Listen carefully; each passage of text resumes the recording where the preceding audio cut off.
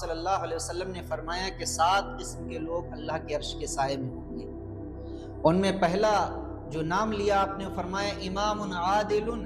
عدل کرنے والا بادشاہ اللہ کے عرش کے سائے میں ہوگا۔ یعنی جس نے عدل کیا ہوگا، انصاف کیا ہوگا، یا یوں کہہ لیجئے کہ جس کے پاس اقتدار ہو، طاقت ہو، اس کے باوجود وہ انصاف کرنے والا ہو، عدل کرنے والا ہو، تو وہ کل میدان محشر میں اللہ کے عرش کے سائے میں ہوگا۔ دوسرا آپ صلی اللہ علیہ وسلم نے بیان فرمایا، جس نے جوانی میں، جس کی جوانی گناہوں میں نہیں بلکہ اللہ کی اطاعت، اللہ کی فرما برداری، اللہ کی عبادت میں گزری ہو، جس نے جوانی کی دہلیز پر قدم رکھتے ہی اللہ رب العالمین کو پہچان لیا ہو، تو فرمایا یہ شخص بھی اللہ کے عرش کے سائے میں ہوگا۔ اور تیسرا آپ نے فرمایا کہ جس کا دل ہمیشہ نماز میں لگا رہتا ہو، یعنی ظہر کی پڑھی عصر کی فکر ہے، عصر کی پڑھی مغرب کی فکر ہے، مغرب کی پڑھی عشاء کی فکر ہے، عشاء کی پڑھی فجر کی فکر ہے، یعنی جس کا دل ہمیشہ مسجد میں لگا رہتا ہو، فرمایا آپ صلی اللہ علیہ وسلم نے کہ وہ شخص بھی اللہ کے عرش کے سائے میں ہوگا۔ اور چوتھے شخص کے بارے میں جو آپ نے بیان فرمایا، وہ فرمایا کہ ایسے 2 شخص جو لڑتے ہوں یا جو ملتے ہوں یا جو دوستی کرتے ہوں وہ اللہ کے لیے کرتے ہوں، اور دشمنی کرتے ہوں وہ بھی اللہ کے لیے کرتے ہوں، یعنی دوستی ہو تو بھی اللہ کے لیے، دشمنی ہو تو بھی اللہ کے لیے، اپنی ذاتی خواہشات اور نفسیات کے لیے نہ ہو، تو فرمایا یہ شخص بھی اللہ کے عرش کے سائے میں ہوگا۔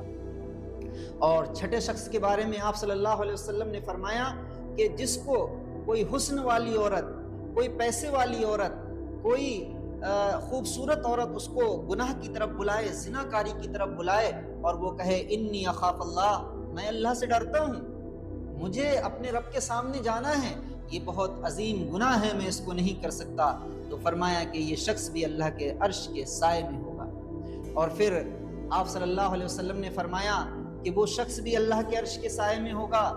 جو صدقہ دے اس حالت سے، اس طریقے سے کہ اس کے داہنے ہاتھ کو بھی خبر نہ ہو کہ بائیں نے کیا خرچ کر دیا، اس کے بائیں ہاتھ کو بھی خبر نہ ہو کہ داہنے نے کیا خرچ کر دیا، یعنی وہ چپکے چپکے صدقہ کرنے والا ہو، چپکے چپکے وہ صدقہ کرتا ہو، تو یہ شخص بھی اللہ کے عرش کے سائے میں ہوگا۔ یعنی وہ صدقہ کرتا ہو اور بھول گیا کہ میں نے کتنا صدقہ کیا، کس کو دیا، اور وہ ریاکاری نہ کرتا ہو، دکھاوا کرنے والا نہ ہو، وہ بھی اللہ کے عرش کے سائے میں ہوگا۔ اور 7ویں اور آخری شخص کے بارے میں آپ نے فرمایا کہ ایسا شخص جو تنہائی میں اللہ کو یاد کرے